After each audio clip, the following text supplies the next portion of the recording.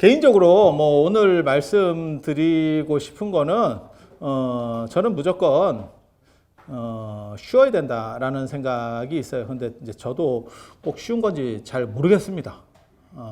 그래서 조금 그렇긴 한데 제 입장에서는 최대한 쉽게 무언가를 해보려고 그렇게 하는 이유 중에 하나가 뭐냐면 제가 학교를 진짜 오래 다녔거든요. 오래 다니고 유명한 선생님 수업은 엄청나게 다 들어왔을 거예요. 그러니까 조금 인문학 쪽으로 괜찮은 선생님인데 라고 싶으면 이 선생님 저 선생님 다 들어왔습니다. 그 결과 뭐였냐면 딱 한 가지입니다. 재미없고 긴 것처럼 악덕은 없다. 그래서 무조건 재밌지 않으면 입을 닫아라. 그런데 제가 절에 와 보니까 우리 또 큰 스님들께서 큰 스님들 따로 이게 큰 스님 되기 전에 교육받는 게 있어요. 여러분 잘 모르시죠? 약간 재미없게 말하기.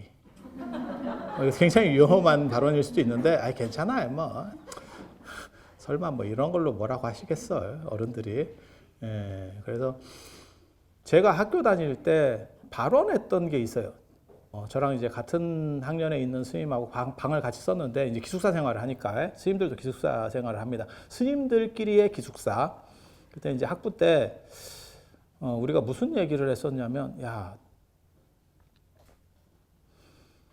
그때 부처님 오신 날이 되면 그때는 이제 석가탄신 이렇게 불렀었는데 몇 년 전에 명칭이 바뀌었잖아요. 그래서 부처님 오신 날이 되면 꼭 배경에서 목탁치고 이런 이미지는 스님이 나오는데 절하고 스님이 나오는데 설명은 불교 전공 교수들이 하는 거예요. 그게 굉장히 짜증이 났습니다. 스님들은 병풍이냐? 이런 생각이 든 거예요. 그래서 그때 무슨 얘기를 했냐면 우리가 어느 정도 기성세대가 되면 스님들이 설명할 수 있도록 해보자. 이 얘기를 했어요. 지금은 종교 지형 판도가 바뀌어가지고 이제 부처님 오신 날에는 설명하는 코너 자체가 없어. 이런 멍멍이 같은 경우가 있나? 이게 도대체 누구의 책임인가? 사실 우리 모두의 책임입니다. 그만큼 외연이 줄었다는 얘기예요. 그래서 이게 다 필요 없고 어떻게 설명해서 포교하느냐. 사실 부처님에게 있어서도 그게 가장 중요한 불교의 시작점이다라고 생각을 하는 거거든요. 불교 이전에도 열심히 수행하시는 분들이 계셨어요. 그분들을 벽지불이라고도 하고 연각이라고도 합니다. 하지만 그분들을 대단하게 안 보는 이유가 뭐냐면 그분들은 포교하지 않습니다. 그래서 그분들 같은 경우는 그냥 당신이 깨달았으니까 이 경기장에서, 이 허상이라는 경기장에서 빠져나가면 된다. 이렇게 생각을 하는 거예요. 그래서 그런데 부처님은 신분이나 이런 거 관련 없이 누구든지 노력하는 사람들은 다 깨달음을 얻을 수 있고, 그리고 출가를 하면 다시 태어나는 거다.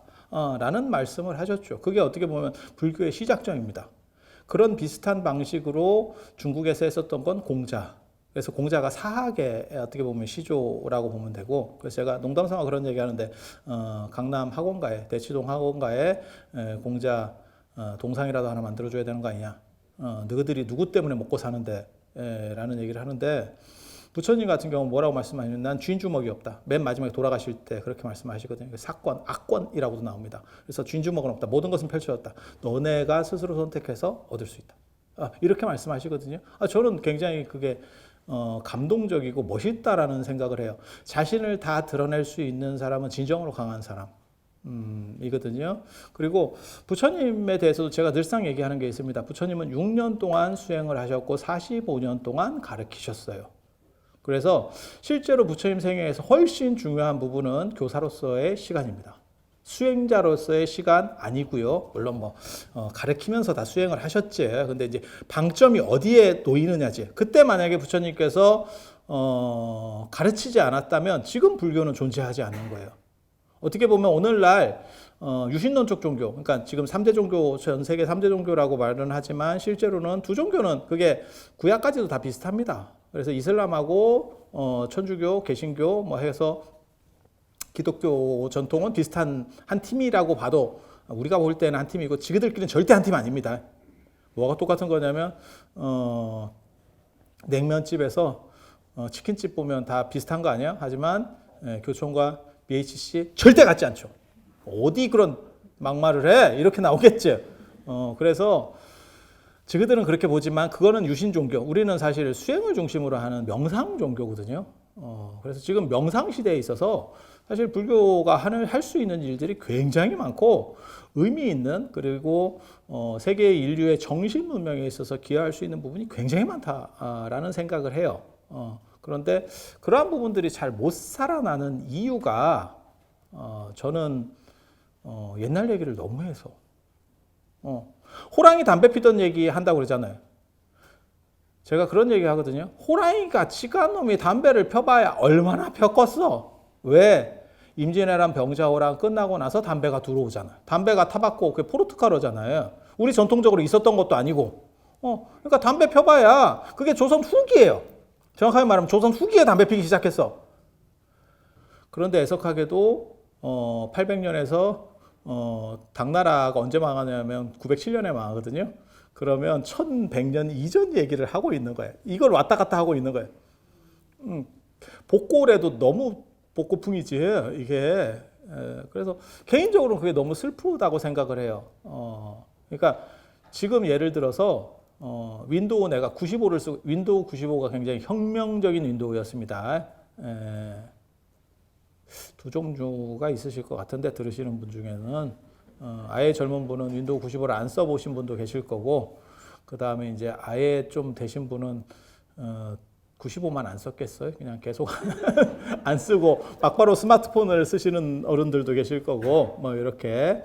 그래서 윈도우 95가 아무리 대단한 지금 어떻게 보면 마이크로소프트가 존재할 수 있도록 한 가장 혁명적 윈도우 중에 하나예요. 윈도우 95가. 그렇지만 그걸 지금 쓰는 사람이 있다면 그게 돌아갈까? 스티브 잡스의 아이폰, 그 왜 샘표 깻잎 같이 생긴 거 있었잖아요. 옛날에 조그만한 거. 그 스티브 잡스가 들고 나와서 한 손으로 했었던 아니 저는 그게 머릿속에 지금도 남아 있어요.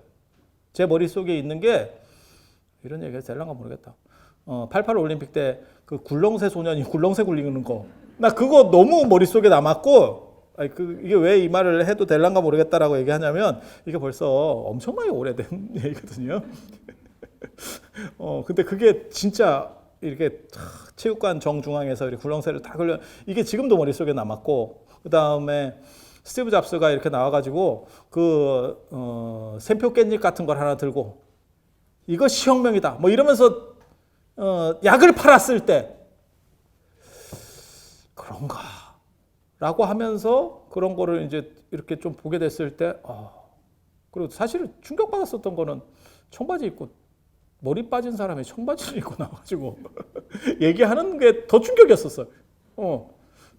그래서 그런 거, 그 아이폰이라고 하는 건 진짜 대단한 거죠. 그 뒤로 어떻게 보면 최근 현대를 보면 아이폰 이전과 스마트폰 이전과 이후로 바뀔 정도로 지금 대단한 기술혁명이 어떻게 보면 가장 핵심에 있는 거잖아요. 그게 굉장히 대단한 제품이지만 지금 어떤 사람이 내가 그 제품이 너무 대단하다고 생각해서 나는 아직도 그걸 쓰고 있어 라고 하면 사람들이 이렇게 보겠지. 아니 그렇지 않을까? 야 진짜 너 대단하다. 그리고 제가 생각하기로는 아마 작동이 안 되지 싶습니다. 몰라 뭐 유튜브 하나 띄우려면 죽을걸? 한숨 자고 나야 창이 열리지 않을까? 이게 기다림의 미학인가? 아이폰에 아날로그의 감성을 넣었네? 이러면서 그래서 시대적 올바름이라는 게 있어요. 그러니까 아무리 대단한 것도, 그래서 불교라고 하는 것도 교리 발달사 굉장히 중요한 거예요. 그래서 제가 초기 불교 자꾸 얘기하시는 분들을 비판할 때 뭐라고 얘기하냐면 그건 2500년 전 버전이야. 그게 아무리 대단한 거라도 시대적 흐름이라고 하는 것을 모두 통시적으로 맞출 수는 없어. 그래서 교리 발달사라는 게 있는 거야. 각각의 시대에 맞는 버전들 그렇게 쭉 업데이트 되는 거야 라고 말을 해주거든요. 그런데 사실 한국 불교는 그렇게 친절하지 못했어. 그래서 제가 개인적으로 큰 스님들 법문 이렇게 듣고 있다 보면 사실 제가인들하고 소통하려는 의지가 별로 없는 것 같다. 나 이런 생각 굉장히 많이 했거든요. 왜? 마음을 내려놔라. 내려놓을 수 있으면 좋지. 하지만 지금 내 자식이 시험을 봐야 되고 대학에 들어가야 되고 그다음에 누가 승진을 해야 되고 내려놓으면 망합니다. 지금 정년퇴직하고 있는 돈 없는 돈 싹 털어놔가지고 내가 치킨집 차렸는데 마음을 비워라. 죽으라는 말입니다. 그거는 사실은 스님용 법문이에요. 부처님께서는 그걸 분명히 구분하십니다. 제갑할 정도, 출갑할 정도가 있고 제가인에게는 실온, 개론, 생천론, 보시하고 계율을 지키면 너네는 반드시 생천한다. 쉽게 말해서 천당에 태어난, 천당이 불교 용어입니다. 천당에 태어난다 라고 하는 가르침을 주셨고 출가인에게는 쉽게 말해서 그런 마음을 비워라 버전은 출가인 버전입니다. 그러니까 버전이 다른 거예요. 한글 같은 한글과 컴퓨터의 그 한글 2022 이런 것도 마찬가지예요. 기업용이 있고 그 다음에 개인용이 있는 거예요. 그게 다른 겁니다. 안철수 씨가 그 V3 이거 만드셨잖아요. 그렇잖아요. 바이러스. 안랩. 근데 그것도 일반인에게는 무료지만 기업에는 돈을 받습니다. 그렇게 나눌 수 있는 거예요. 그런데 이거를 하나로 가지고 무슨 아인슈타인이 추구하던 통일장 이론처럼 하나로 가지고 계속 이 사람한테도 똑같은 얘기, 이게 먹힐 수 있느냐라는 생각이 들어요, 사실은. 그래서 제가 추구하는 게 뭐냐면 현대에 가장 맞는 방식의 불교는 뭘까? 저는 부처님 가르침이 잘못됐다는 생각을 안 해요. 단 그것을 전달하는 사람에게 문제가 있다라고 생각해요. 학원 강사인데 지 얘기만 하고 있어. 잘 못 알아듣겠는 거야. 그러면 학원 매출이 떨어지고 수강생이 끊어지는 건 당연한 겁니다. 어떻게 해서든지 간에. 학원에 일타 강사라고 하는 게 있거든요. 불교계의 일타 강사 저 아니겠습니까? 이렇게 하지 마. 이렇게 하면 이상해진다니까. 사람이 교만하대 나한테 자꾸. 이런 데서 박수를 치면 사람을 죽이는 겁니다. 이랬을 때 약간 웃어줘야 되는데. 그래서 현실에 맞는 얘기, 개인적으로 근엄한 얘기가 저도 멋있다는 생각은 해요. 하지만 근엄한 얘기를 계속 들어줄 정도로 현대인은 인내심이 많지 않습니다. 사실 저도 유튜브를 하고 월정사에서도 유튜브를 하는데 제가 월정사에 계속 그런 얘기를 하거든요. 뭐라고 얘기하냐면 너네가 보는 채널 같이 만들어야 성공한다.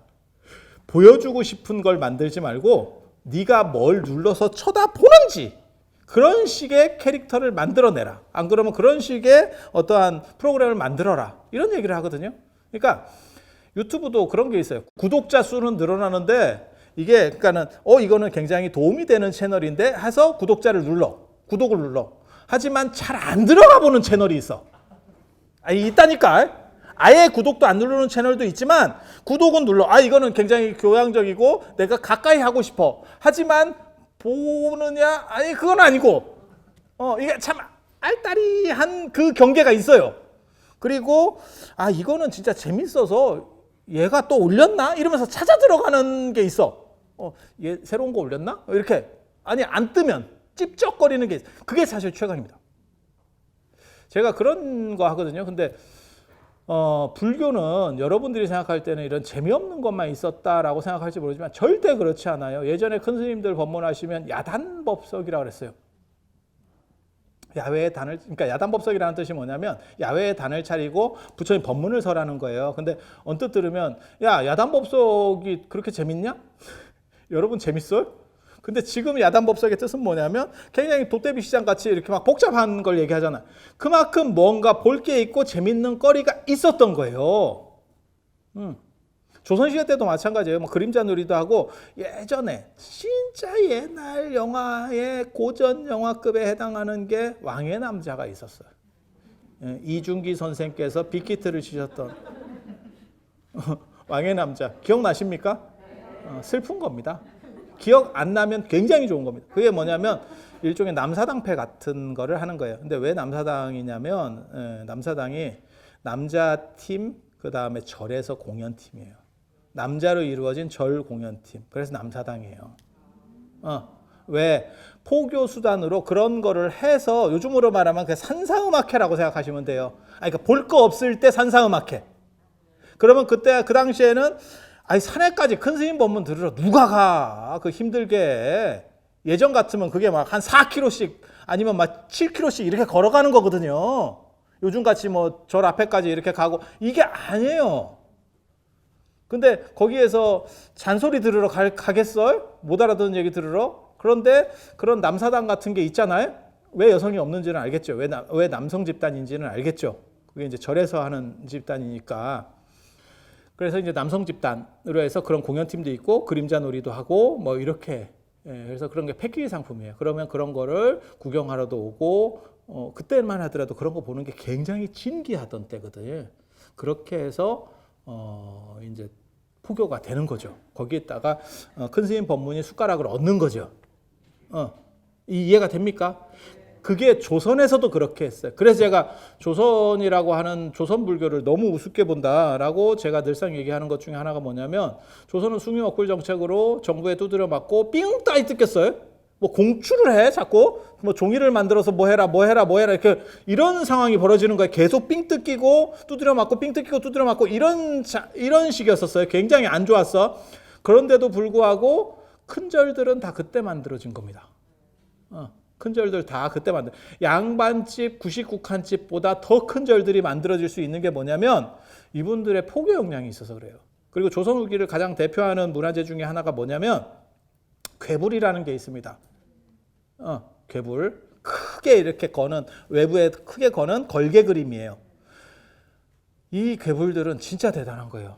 왜? 우리가 생각하기로는 숭유억굴 정책에서 조선의 불교는 다 이게 별 볼 일 없는 것 같다라고 생각할지 모르지만 법당에 사람이 차고 넘쳐서 밖에 그림을 걸어서 밖에서 야외 법회를 할 정도까지 사람이 많았던 거예요. 지금 큰 절들에서 그렇게 되는 절들이 거의 없습니다.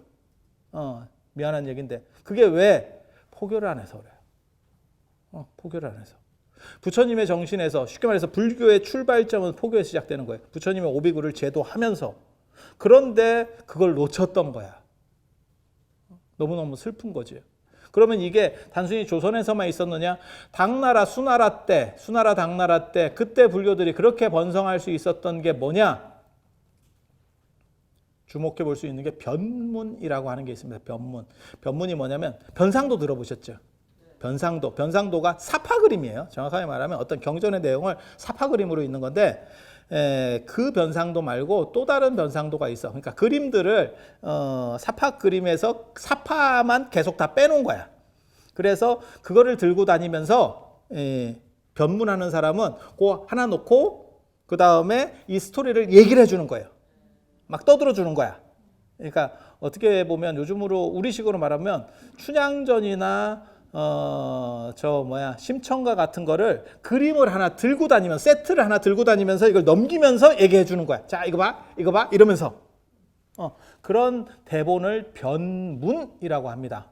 그리고 그렇게 말을 이렇게 파는 사람을 속강이라고 그래요. 그러니까 속되게 강론한다라는 뜻이에요. 그러니까 우리처럼 말을 저렴하게 하면서 상대가 들을 수 있도록 그런 거는 굉장히 인기 있는 거예요. 그러니까 이야기꾼이죠. 그리고 그 안에 대본이 뭐냐면 불교적인 얘기를 하는 거예요. 불교적인 얘기를 하는 거예요. 그러면 사람들이 TV도 없고 뭐 인터넷도 안 되고 이런 시절에 그런 거 해주면 그게 굉장히 재밌다는 거예요. 그래서 저는 제 스스로를 제가 말하는 걸 속강이라고 생각하고 말합니다. 우리 저렴한 멘트. 하지만 들으면 귀에 꽂히는 말. 이게 중요한 거예요. 고급진 말, 저도 할 수 있어요. 못할지도 모릅니다. 제가 갑자기 그 생각이 드는데, 우리 그런 좀 약간 고급진 멘트를 자꾸 들으면 이게 버터 발린 것 같아가지고 약간 느글거려요. 마치 어렸을 때 먹었던 마가렛에 비벼 먹는 밥 같은 느낌이 약간 듭니다. 드셔보신 분은 드셔보셨고 못 드셔보신 분은 그냥 상상만 하세요. 마가렛으로 밥을 비벼 먹어. 마가린으로. 좀 되게 좀 그렇습니다. 그래서 그런 부분들에 대해서 굉장히 별로 제가 안 좋아해요. 재미없는 부분을 약간 느글거려해. 답답해해. 예. 그리고 그걸 언제 느꼈냐면 사실 큰 스님들보다 저는 학교에서 그걸 더 많이 느꼈어요. 제가 대학원을 석사를 2군데, 박사를 6군데, 실제로 졸업을 안 한 데까지 댕기다가 때려칠 때까지 치면 7군데를 8군데 다녔지. 근데 대학원하고 대학하고 다릅니다. 대학은 재미없으면 애들이 야유를 부려요.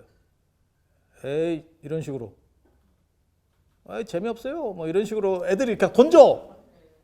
아니 전공 과목만 아니면. 전공 과목은 선생들이 얼굴을 알기 때문에 그런 거고 교양은 좀 많이 떼거리로 있으면 잘 모르니까 그냥 던져. 그리고 요즘 애들은 그거 잘 던져.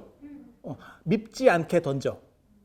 근데 대학원에 가면 사뭇 다릅니다. 대학원은 사람도 몇 명 없고 다 잘 보이려고 그래. 그래서 선생님이 진짜 거지 같은 개그를 하는데 이게 무슨 쌍팔년도 개그도 아니고 야 조선시대 때도 그런 개그는 안 했겠다. 이게 뭐 주라기 개그냐? 이 말이 여기까지 나와. 근데 딴 애들이 너무 막 화난 그 짱구 표정으로 웃어줘. 그래서 선생님이 정신을 못 차리는 거야. 자기는 재밌다고 생각해. 그 개그가. 선생님 그거 재미없어요. 제가 지금 끝나서 얘기하는데 아니 나는 재밌다고까지는 안 했어. 그냥 가만히 있었어. 거기서 내가 그거 아니에요 라고 하면 능지처참을 당할 것 같아. 너무 슬픈 분위기. 이게 그래서 그런데 철에서도 생각보다 비슷해. 그래서 무슨 일이 벌어지냐면 저런 식으로 하면 근데 대학원은 그게 유지가 되는 이유가 뭐냐면 졸업을 해야 되니까.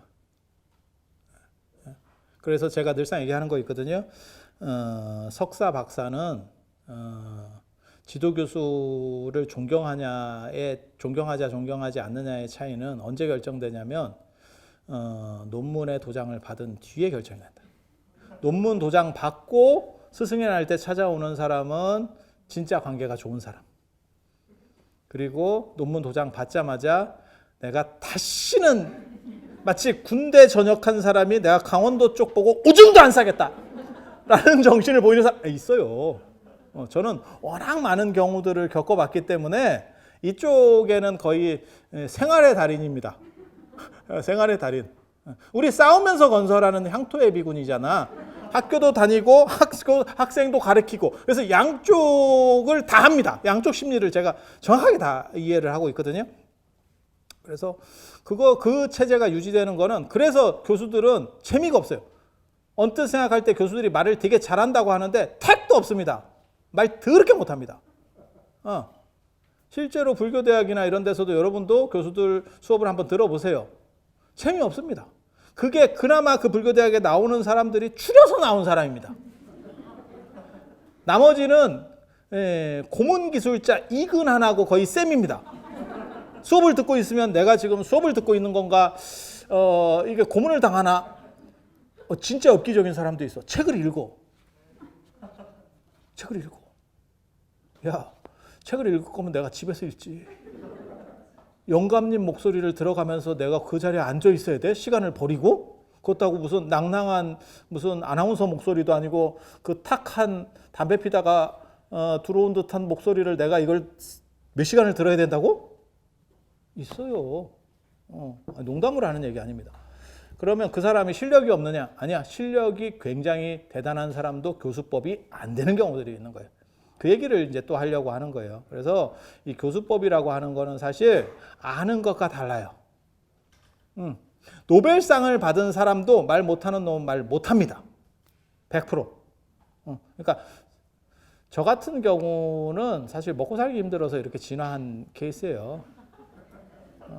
먹고 살 것도 없고 누가 봐주는 사람도 없고 그러니까 그냥 빠른 시간 안에 임팩트 있게 뭔가를 보여주지 못하면 아무도 관심을 안 가져주는데 뭐라도 해야 될 거 아니에요. 그러니까 이런 식으로 진화를 하는 거예요. 현실에 맞게. 그러면 지금까지 왜 너는 계속 학교를 다니? 저는 학교를 다니고 싶은 생각이 없습니다. 할 일이 없는 거예요. 사람들이 제가 올해만 책을 5권인가 6권인가 냈을 거예요. 그리고 다음 달에 또 책이 나오는데, 그리고 논문도 올해 학술 등재지만 학진 등재지만 9편을 올렸어요. 우리는 그런 거 거의 기계입니다. 기계인데 왜 너는 그렇게 공부를 미친 듯이 하느냐? 할 게 없어, 할 게. 누가 뭘 시켜주는 게 없어. 나는 다산을 꿈꾸는 사람이 아니고 나는 율곡을 꿈꾸는 사람이야. 나는 율곡이 되고 싶어. 뭔가를 이렇게 좀 해보고 싶어. 하지만 다산도 똑같습니다. 다산도 정조가 일찍 죽어서 그렇지 정조가 오래 살았으면 율곡같이 됐을 사람이에요. 그런데 유배를 갔어, 강신으로. 아니, 공부하다가 그 다음에 정치인인데 이렇게 현실적인 거를 행정을 하다가 유배를 갔어. 그것도 뭐 1, 2년도 아니고 16년 동안 유배 가봐. 무기징역이 무기징역. 그러니까 뭐 하겠어요. 책이나 쓰면서 자기 세계관을 만들고 있는 거예요. 우리도 마찬가지요. 공부 좋아하는 사람 아닙니다. 그리고 희망을 하나 드리면, 이 세상에 제가 공부 잘하는 사람을 많이 만나봤는데 공부 좋아하는 놈 없습디다. 다 황용조 선수 마라톤 뛰듯이 하고 있습디다. 무슨 뜻이냐면 금메달 따면 은퇴하고 싶어 하지. 자기도 힘든 거야. 물론 사람에 따라서 덜 힘든 건 맞아요. 덜 힘든 건 맞아요. 그렇지만 힘이 안 들고 재밌냐? 환자가 아닌 이상 공부가 재밌진 않아요. 여러분도 마찬가지지. 게임이 재밌는 거고 어디 돌아다니는 게 재밌는 거고 뭐 짤짤거리고 입하고 하는 게 재밌지 책 보는 게 재밌어요. 그러면 몰라. 지금까지 만나본 사람 중에는 그런 사람 거의 못 만났어요. 말뿐이야. 그렇게 소문이 난 사람도 직접 만나보면 말뿐이야. 뭐 공부가 제일 쉬웠어요. 그 책 예전에 베스트셀러였는데 읽어보셨어요? 그 책의 줄거리는 뭐냐면 공부가 제일 쉬웠어요가 아니고 노가다보다 공부가 쉬웠어요야. 자기는 형편이 안 좋아서 노가다를 하면서 학교를 다녀야 됐기 때문에 이게 이제 너무 힘들었던 거지. 마찬가지지. 저도 공부를 진짜 하고 싶었을 때가 있었습니다. 제 인생에 있어서. 군대 가니까 야, 이거 공부하라 하면 내가 하겠는데? 이 생각이 들더라고. 군대 처음 갔는데, 이거 공부를 해야겠는데, 이거, 너무 힘드니까. 그랬었어요. 그래서 그런 정도를 생각하시면 돼요. 여러분들이 생각하는 것처럼 진짜 공부에 뭐 미친 뭐 이런 사람들이 존재하나? 나는 아니지만 다른 사람은 그럴 거야? 아닙니다. 참고 하는 겁니다. 마치 마라톤을 뛰듯이. 그분들 안 힘든 거 아닙니다. 물론 덜 힘들기는 합니다. 계속 반복적으로 훈련하면 덜 힘든 건 맞지만 안 힘든 건 아닙니다. 그래서 공부라고 하는 거를 너무 이렇게 뭐 특이하게 보지는 마세요. 그리고 저는 늘상 얘기하는 게 있어요. 진정한 공부는 삶에서 쓸 수 있는 공부가 최고 공부예요. 그래서 이 세상에 두 종류의 공부가 있거든요. 하나는 좋은 직장을 얻기 위한 공부. 그러니까 삶하고 겹치는 건 아니고 돈하고 겹치는 공부가 있어요.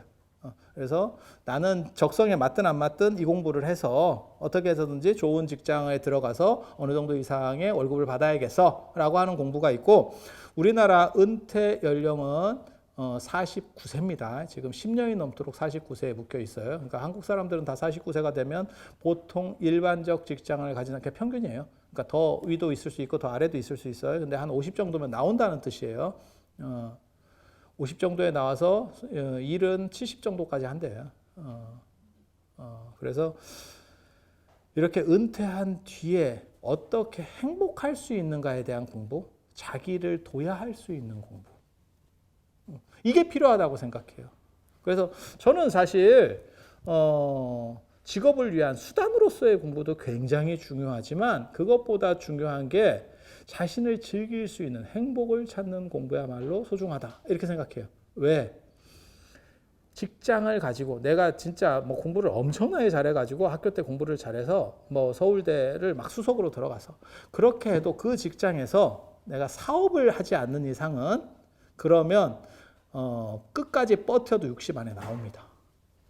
그러면 한 30에 취직했다고 치고 우리나라는 군대 갔다 오면 30이니까 그럼 30년짜리를 내가 쓴 거예요. 그 공부를 해서 30년을 써먹은 거야. 그러면 한 60에 은퇴했다고 치고 60에 죽냐? 안 죽지. 70에 죽냐? 안 죽지. 80에 죽냐? 안 죽지. 90에 죽냐? 안 죽지. 2030년 우리나라 평균 기대 수명이 여성 90세.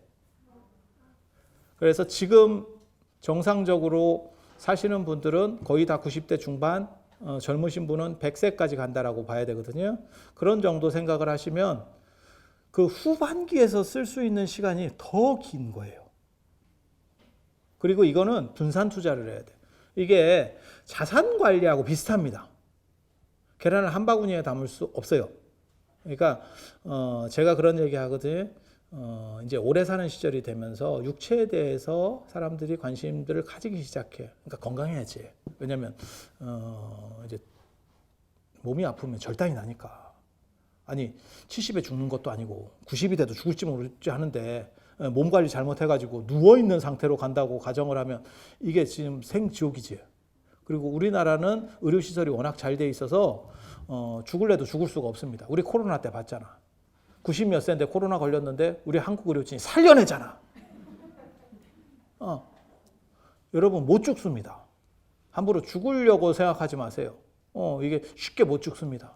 그래서 이런 상황에서 어떻게 행복하게 잘 살 수 있느냐 라고 하는 게 사실은 인문적 공부라고 생각을 하는 거예요. 그래서 제가 그런 얘기 하거든요. 저는 20년 전부터 제가 그 얘기를 했어요. 인문학은 반드시 부활한다. 이유는 뭐냐? 오래 사는 세상에서는 기술적인 기술혁명과 관련된 이 기술 부분 갖고는 더 이상 어떻게 대응해 갈 수가 없어요. 그거 아세요? 예전에는 꼰대다 이러면 그 사람이 고집 있는 사람을 꼰대라 그래요. 그러니까 소통도 잘 안 되고 지식으로만 얘기하는 사람. 그리고 짙게 맞대. 그런 사람이 꼰대였다면 지금은 젊은 사람과 어느 정도 나이 든 사람 50대만 돼도 대화가 안 됩니다. 대화가 띄엄띄엄 됩니다. 왜? 그들이 쓰는 단어하고 요즘 10대 애들하고 대화해 보셨어요? 단어가 다릅니다. 의미하는 것도 다르고 문자만 보내도 못 읽는 것들이 나오지 않아? 아니 한글이야. 근데 뜻이 잘 안 들어와. 마치 뭐가 똑같은 거냐면 예전에 국한문 혼용체 쓰던 조선일보를 보는 듯한 느낌이 들어. 그리고 영어 짧은 사람이 미국 간 느낌이지. 그러니까 짧게 얘기해. 그러니까 뜻은 다 알아. 하지만 대화가 단절돼. 이유가 뭐냐면 이게 지식과 계층이 파편화되면서 나타나는 현상이에요. 제가 그런 얘기 하는데 우리나라 전 국민이 BTS 모르는 사람은 없지만 나이 50이 넘어서 BTS 7명의 이름을 댈 수 있는 사람 거의 없다. BTS는 다 알아. 7명 되실 수 있어? 상황이 사뭇 달라지죠. 그러면 한국을 대표하는 가수는 누굽니까? BTS. 그렇게 얘기해. 노래를 압니까? 글쎄. BTS 노래 한 2개만 대보세요. 이거 굉장히 재밌는 거예요. 이게 파편화 때문에 나타나는 현상이에요. 그러니까 공통점이 많이 줄어드는 거예요. 그래서 나중에는 쓰는 단어들도 다르다니까. 계층에 따라서 쓰는 단어가 달라요. 그래서 이런 일이 벌어지면 기술혁명의 시대는 이게 기술이 이거를 더 어떻게 보면 개입을 더 크게 벌려준다니까. 그런데 한 가지 좋은 점은 뭐냐면 지금 10대 애들이 지금 기성세대가 됐을 때 그 기술에 의한 소외, 이걸 기술 소외라고 하는데요. 이 기술 소외는 기술에 의한 소외. 그러니까 내가 이거를 잘 못 써서 발생하는 소외예요. 내가 첨단 기계들을 첨단도 아니야. 그냥 우리 핸드폰 그다음에 무슨 예를 들어서 뭐 컴퓨터 이런 것들 이렇게 쓰다 보면 잘 못 쓰잖아요. 그게 이제 젊은 분은 그것을 뇌 쓰는 거랑 비슷해. 거의 한 뭐 7, 80% 쓰고 어른들은 한 10% 쓰지. 여백개미. 기계를 다 활용하는 것은 기계에게 너무 큰 부담을 주기 때문에 자비롭지, 어른들이. 그래서 그런 식으로 가는데 시대가 더 뒤로 가잖아요. 그러니까 미래가 되잖아요. 그러면 그 기술에 대한 소외가 더 심해집니다. 못 따라갑니다. 조선시대 때 어른들이 존경받을 수 있었던 거는 100년 전이나 200년 전이나 생활 주기가 거의 다 비슷해요. 농업사회는 크게 발전하는 게 없어. 그래서 어른은 지혜로운 사람인 거고, 지금은 어른은 카톡에 사진을 보내도 사진이 너무 하나씩 들어와. 제발 좀 묶어서라도 보내. 안 그러면 몇 개만 보내든지 30개를 일렬로 이런 식으로 보내지 마 말이야. 너무 슬퍼. 한 번만 하면 되는데. 아니야. 이게 지금 안 웃는 분들은 둘 중에 하나예요. 그런 걸 안 받아본 사람은 몰라. 근데 어른들은 사진 보내잖아. 진짜 한 개씩 들어온다? 아니, 묶어서 보내면 되는 거 아니에요? 이게 잘 안 되는가 봐. 그게 기술 소외예요. 기술 소외. 이거 굉장히 슬픈 일입니다. 그리고 여러분들보다 여러분 자녀 세대들은 그 기술 소외가 훨씬 심해져. 기술 격차가 훨씬 심해져. 100%야.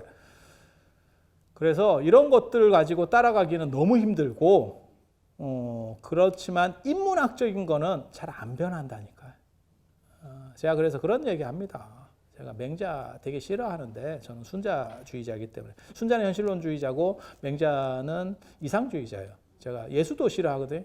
예수 이상주의자. 나는 이상주의자 되게 싫어합니다. 이상주의자들은 말은 그럴듯해. 현실에서 되느냐? 안 돼. 네.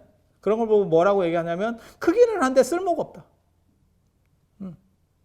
수행하시는 분도 있다니까. 그 수행을 해서 도대체 무슨 좋은 점이 있습니까? 우주를 평화롭게 한대. 됐어. 그런 거 하지 말고 그냥 그렇게 영험하면 우주 평화롭게 하는 거 말고 그냥 복권 번호를 하나 맞춰줘봐. 코인을 해서 대박이 나든가. 뭘 좀 현실적인 걸 하나라도 해봐. 그런 뜬구름 잡는 소리. 우주를 평화롭게. 네가 안 해도 평화로운 거 평화롭고 터지는 건 터지는 거야. 그런 알딸딸한 얘기 하지 말고 우리는 그런 식입니다. 그래서 맹자 굉장히 안 좋아하지만 맹자에서 좋아하는 구절이 있습니다. 저 같은 경우는 제가 성대 졸업할 때 우리는 사서를 시험 봐요. 사서. 제2외국어 대신에 사서, 논어맹자 대학 중용. 그래서 그거를 한 절반쯤 외워야 됩니다. 그 시험을 보려면. 근데 맹자 포기하면 돼요. 맹자가 제일 두껍고 대학 중용은 그거 얼마 안 됩니다. 그리고 논어는 되게 쉬워요. 왜냐하면 논어는 주워 들은 게 이미 한 30%는 주워 들었어. 한두 번 이상 다 주워 들었어. 바람결에 이렇게 이러면서 주워 들었거든? 라고 들으면 머릿속에 금방 들어와. 맹자 어렵고 많아. 근데 맹자에 보면 그 얘기가 있어요. 저는 그 얘기를 굉장히 좋아하거든요. 집에서 키우던 개나 닭을 잃어버리면 사람이 눈깔이 돌아가서 찾는데, 이게 서리 문화 때문에 나오는 얘기입니다. 예전에 맹자가 2200에서 2300년 전 사람이에요. 2300년 전 사람이거든요. 그때만 하더라도 담이 튼실하지 못해요. 우리 어렸을 때만 해도 시골 가면 쌀이땀 이런 거 되게 웃겼는데, 저는 서울에 살았었기 때문에 시골에 가면 굉장히 놀라운 거를 봤었는데, 외갓집이나 이런 데 가면 굉장히 사람들이 길로 안 가고 남의 집 마당을 질러 간다? 나 그거 어렸을 때 굉장히 충격적이었었어. 그게 좀 가깝다고 그래서 남의 마당을 아니, 어른들은 다 아실 거예요. 그렇게 다녔습니다. 그건 사실 굉장한 신뢰인데, 그러더라고. 그리고 담도 이게 부실해가지고 별게 없어요. 새마을 운동하면 사실 많이 바뀌었죠. 새마을 운동 저는 책으로 배웠습니다. 새마을 운동이라는 게 있었지. 한국전쟁도 있었고 3.1 만세 운동도 있었고 조선도 있었고, 저는 그렇게 배웠어요. 자, 그렇게 배웠는데 그래서 2300년 전에는 더 심했겠지. 그냥 생각을 해봐도. 그래서 이제 거기서 닭이나 개를 훔쳐가서 서리를 해서 잡아먹어요. 이게 미친놈들이지. 아니, 그냥 농작물 좀 가가는 거하고 닭, 개는 이게 단위가 크다니까. 어떻게 보면 그 집에서 몇째 안 가는, 거의 개 정도 훔쳐갔을 정도면 시골에 못 사는 집 같으면 거의 차 훔쳐간 거랑 똑같아. 이게 그 정도 데미지예요. 그리고 그 당시에는 개가 식용이어서 이런 얘기가 나오는 거예요. 잡아먹어 버리는 거예요. 그래서 그런 큰 거를 잊어버리면 눈이 막 뒤집어져서 찾는데 이거 어떤 놈이 훔쳐갔어. 이러면서 이제 난리가 난다는 거예요. 오케이. 그런데 맹자 그 마지막 말이 아주 대단한 말이에요. 그런데 너네는 개나 닭을 잊어버리면 그렇게 열심히 찾는데 네 자신을 잃어버리고는 찾을 줄을 모르는구나. 네 자신이 개나 닭만도 못하다는 말이냐? 너희들이 사람이냐? 이런 어투의 말을 하는데 그게 패부를 찌르는 말이라고 저는 생각을 해요. 그래서 여러분에게도 그 말씀을 드리고 싶어. 사실 인문학이라고 하는 거는 자기 자신의 중심을 세우는 겁니다. 자기 자신의 중심. 그리고 그런 부분에서 인문학은 부활할 거다. 오래 사는 시대의 인문학은 반드시 부활한다. 제가 그런 식의 관점을 가지고 있었어요. 벌써 그게 한 20년 전에도 저는 그 생각을 하고 있었어요. 이유가 뭔지 아세요? 내가 인문학 하잖아. 그럼 내가 기술이 계속 발전해요. 뭐 어떡할 거야 그거. 그리고 기술은 발전해도 그게 대단할 게 없어요. 이공대 선생들 있잖아요. 그 똑똑한 대학원생들 막 들어오잖아요. 그러면 나이 50만 돼도 안 돼요. 다이다이 뛰어서는 얘네한테 못 이겨요. 뛰고 붙으면. 컴퓨터도 마찬가지인데 우리 같은 사람들 저희가 컴퓨터 거의 1세대거든요. 저는 윈도우 전부터 썼기 컴퓨터 1세대인데 우리 같은 사람보다 우리 모르잖아요. 그러면 네이버에 물어봐. 근데 네이버에 물어봐도 잘 모르면 네이버 선생님께서 친절하지 않을 때도 있어. 어떤 때는. 보통 때는 친절해. 그럴 때 물어보는 게 뭐냐면 젊은이한테 물어보면 돼. 어떻게 보면 컴퓨터 이런 기술은 더 젊은 사람이 더 잘합니다. 젊은 선지식들이야. 진짜. 그래서 시대가 바뀌었지. 그래서 기술이라고 하는 거는 사실 따라가기가 굉장히 어렵습니다. 그래서 그런 선생들은 50만 돼도 사실은 뒤처지기 시작해. 선생의 권위로 밀어붙이는 거지. 막 뛰고 붙으면 저거 안 돼요. 선생님들 그냥 꼰대지. 하지만 인문학 쪽 선생은 정년 때까지 계속 울고먹고 있습니다. 마치 사골국물 우리듯이 끊임없이 우립니다. 근데 생각을 해보세요. 공자 말이 바뀌겠어? 소크라테스 말이 바뀌겠어? 부처님 말씀이 바뀌겠어? 그냥 있잖아. 그걸 이렇게 돌리고 저렇게 돌리고 하면 되는 거예요. 제가 푹만 안 맞으면 내가 80 먹어서도 이걸 할 수 있다니까? 그때도 여러분들이 새로운 얼굴로 들어줄 거예요. 약간만 제가 이렇게 MSG를 이렇게 쳤다가 이렇게 쳤다가 오징어 짬뽕 스프를 넣었다가 신라면 스프를 넣었다가만 해도 반응이 달라. 이거 굉장히 되게 재밌는 거예요. 그런데 노벨상을 받았다 그래도 과학기술을 가지고 있는 사람이면, 과학기술 쪽인 사람이면 20년 뒤에 그걸 얘기한다? 미친놈이요. 저게 향수병에 걸렸네. 딱 이 정도가 되는 거지. 우리 그런 거 있잖아. 아인슈타인만큼 유명한 어떻게 보면 과학자도 없잖아. 하지만 아인슈타인이 양자역학 나오면서 뭐라고 욕을 먹고 있는데, 아인슈타인이 양자역학 얘기 나왔을 때, 처음에 나왔을 때 신은 주사위 놀이를 하지 않는다. 이렇게 깠지. 뭔 쌉소리야. 그런 게 어딨어. 이렇게 얘기했지만 지금 그게 아인슈타인을 풍자하는 제일 큰 짤이지. 바보. 이런 의미로 써버리잖아. 그러니까 그렇게 바뀌는 거예요. 그런 천재도 어떻게 보면 진짜 세기의 천재지. 그런데도 그렇게 가는 거예요. 그래서 안 바뀔 거에 투자해야 돼. 지금 봐봐. 삼성이나 이런데 지금 요즘 주식시장이 안 좋잖아요. 제가 주식을 하는 건 아니에요. 저는 그냥 세상 일에 관심이 많아서 전체를 다 두루두루 보고 있는 거예요. 삼성이나 이런 게 예전에 9만 원까지 올라갔다가 지금 6만 원이 됐잖아. 얼마나 많은 사람들이 고통을 받고 있어. 하지만 애플은 거의 안 밀렸어. 그러니까 이게 투자할 수 있는데 삼성에 투자하지 말고 애플에 투자하세요. 그런 뜻은 아니고 적절한 걸 고르면 마이너스 상향에서도 버틴다더라. 그리고 오를 수 있는 걸 하면, 제가 그래서 그런 얘기 하거든요. 저도 교육학하고 이러는데 학교 선생님들 이런 거 힘듭니다. 80년대만 해도요, 초등학교 선생님 남자들 하면 플러스 점수를 줬습니다. 남자 선생님이 너무 없어서. 그리고 80년대 후반, 90년대 초반까지만 해도 선생님에 대한 초중교 선생님들, 그 다음에 특히 초등학교 교사가 남자다 이러면 좀 낮춰봤습니다. 그때는 학교가 막 인구가 팽창하던 시절에서 학교가 쫙 늘어났거든요. 그래서 고등학교 선생님 하시다가 대학 교수로도 오고 막 이랬었어요. 석사인데 교수가 되고 그랬었어요. 지금 박사를 받아도 강사하기도 어려워. 지금 시절이. 예. 그렇게. 그래서 학교는 지금 이렇게 축소잖아요. 그 당시에는 확장이었었고. 그러다 보니까 지금은 교대 나와서 뭐 서울교대 나와서 뭐 어디 초등학교 선생님이요. 1등 신랑감이지. 아니 그렇지 않아요? 안정적이네. 이렇게 지금은 이렇게 판단하는 거예요.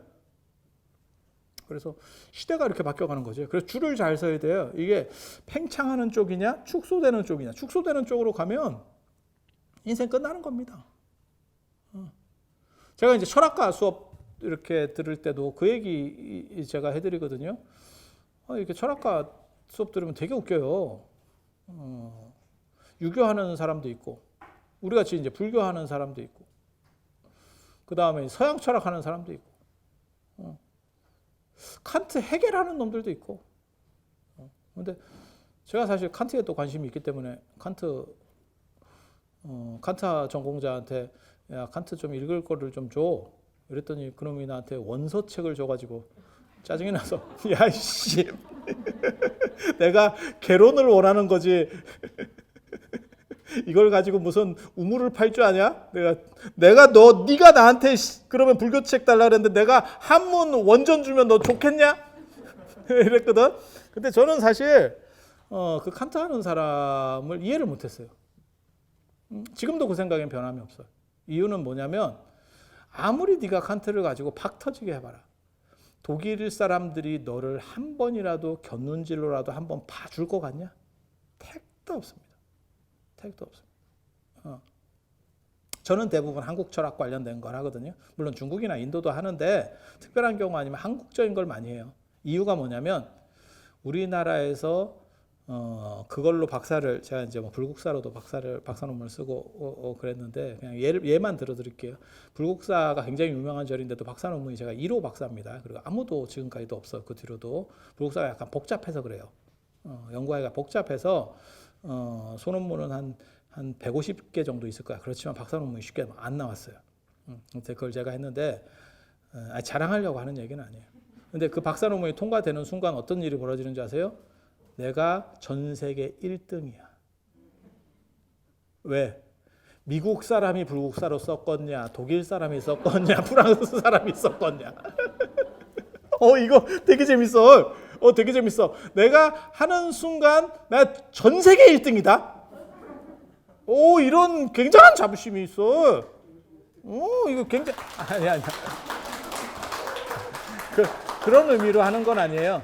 그래서 여러분들이 잘하실 수 있는 걸 가지고 변화하지 않는 쪽에 투자를 해야 오래 사는 세상에는 연세가 드셔도 행복할 수 있고 스스로 즐길 수 있다. 사실은 그 말을 해드리려고 하는 거예요. 그래서 불교가 만약에 어려웠으면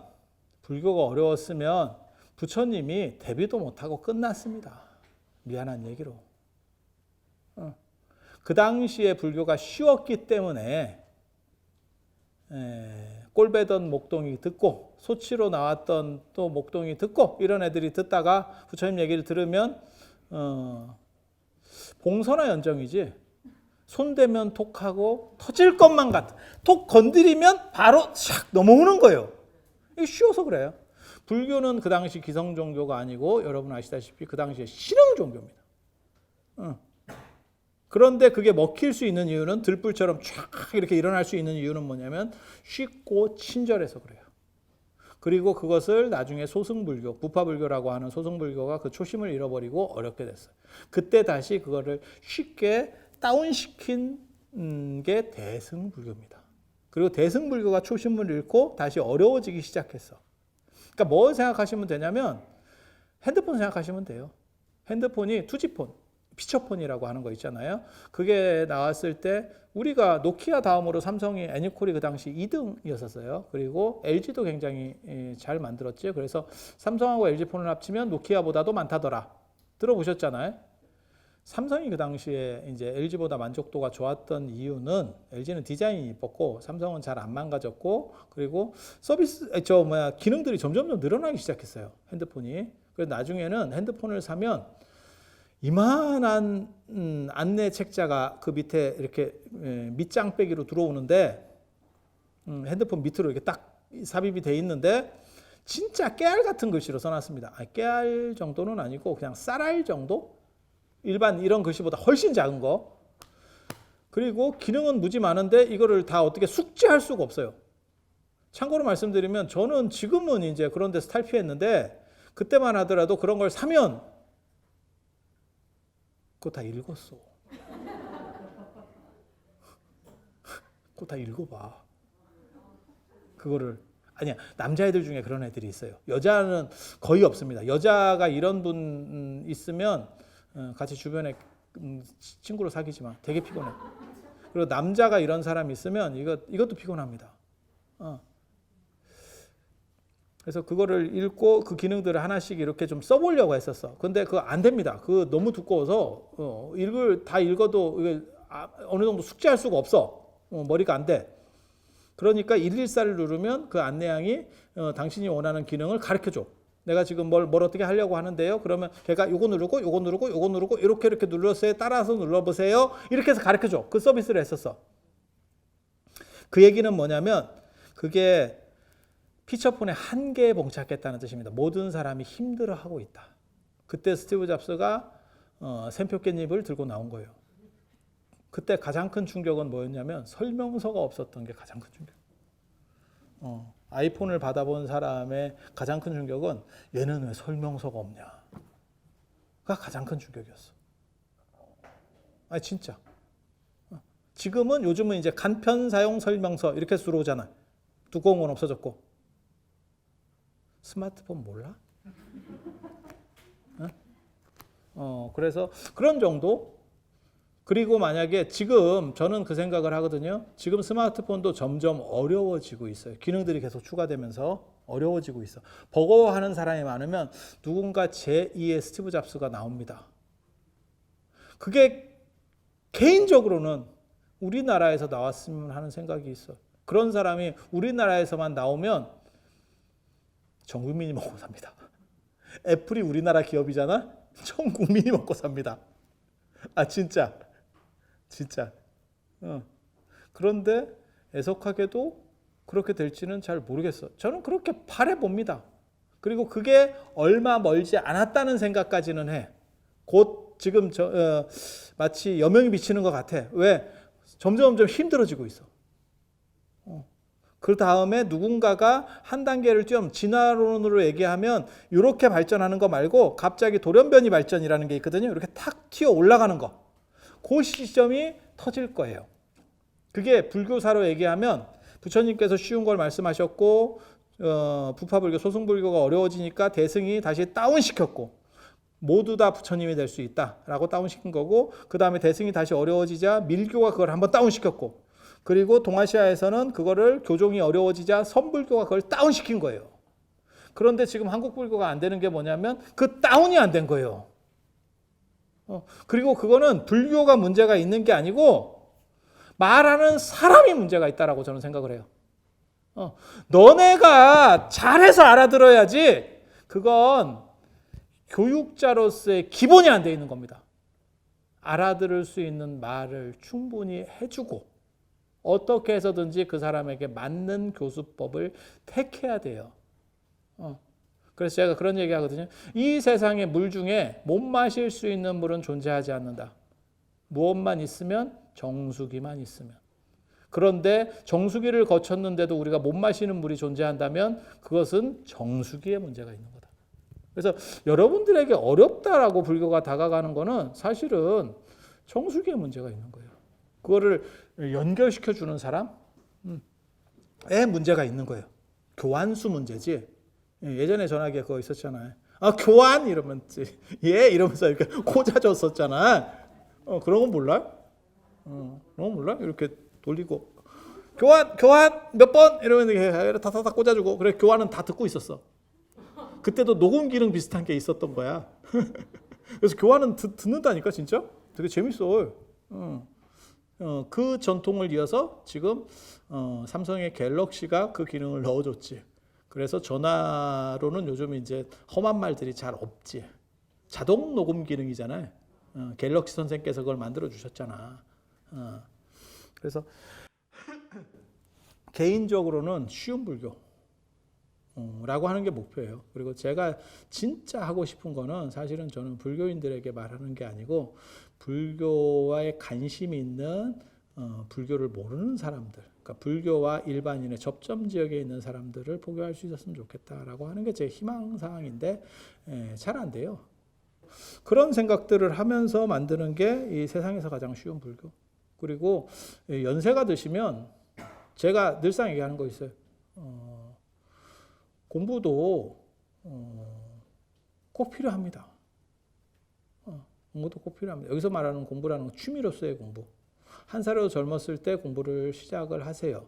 그리고 더 연세가 더 많이 들면 공부 못합니다. 그래서 공부하고 답사하라라고 하는 거는 제가 언제나 이렇게 상징 문구로 쓰는 거거든요. 공부하고 답사하라. 공부는 취미로서의 공부. 왜? 공부를 했을 때 똑같은 걸 느끼더라도 훨씬 행복의 만족도가 커집니다. 그러니까 예를 들어서 개인적으로는 굉장히 놀라운 현상, 문화 현상 중에 하나가 커피라고 생각을 하거든요. 우리나라에 거의 하이패스급으로 들어와 가지고 전국을 일거에 장악한 게 커피입니다. 원두커피.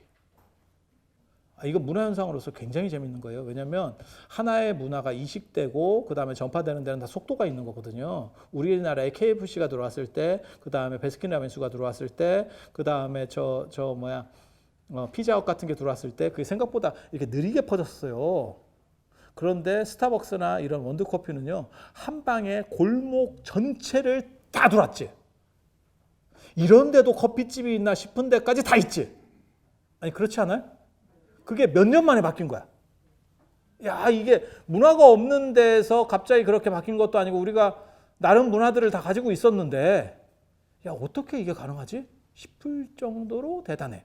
그런데 한 가지 말씀드리면 공부가 필요하다라고 하는 게 뭐냐면 커피에 대해서 한두 번만 공부를 해봐. 그러니까 뭐 심도 있는 책을 봐라. 이게 아니고 뭐 유튜브를 보든지 뭘 보든지 커피의 종류, 커피의 역사, 그 다음에 배전할 때 뭐 산도, 그 다음에 이런 것들을 조금만 그리고 실전에서 이런 건 음식 같은 경우는 사실 이론으로 배울 수 있는 게 아니어서 그러니까 이제 차이들을 이렇게 좀 느껴보고 몇 번만 딱 배우면 커피와 관련된 내가 죽을 때까지 마시는 커피와 관련된 인생이 훨씬 더 만족도가 커집니다. 그렇지 않을까? 야, 이거는 남미 원두인갑다. 이거는 약배전이네. 야, 이건 조금 어떤 놈이 이거 볶을 때 너무 세게 한 거 아니야? 이러면서 이제 나오는 거지. 아는 소리를 하라는 뜻이 아니에요. 만족도가 높아진다는 거예요. 이걸 분별해내면서. 냉면도 마찬가지예요. 누구 말 맞다나 야, 평양냉면 그것이 슴슴하게 그걸 뭐하러 먹냐? 이렇게 하는 사람도 있고. 그래서 그런 것들을 조금만 배우면 훨씬 더 풍요롭고 재밌는 인생의 소확행들이 연출되는 거예요. 그리고 뭘 말씀드리고 싶냐? 불교죠. 불교적인 것들을 조금만 배울 수 있으면 동아시아에 이게 우리나라에만 있는 게 아니고 동아시아, 동남아시아까지 어떻게 보면 연결 코드거든요. 불교 문화권 비슷하게 이게 존재하고 있잖아요.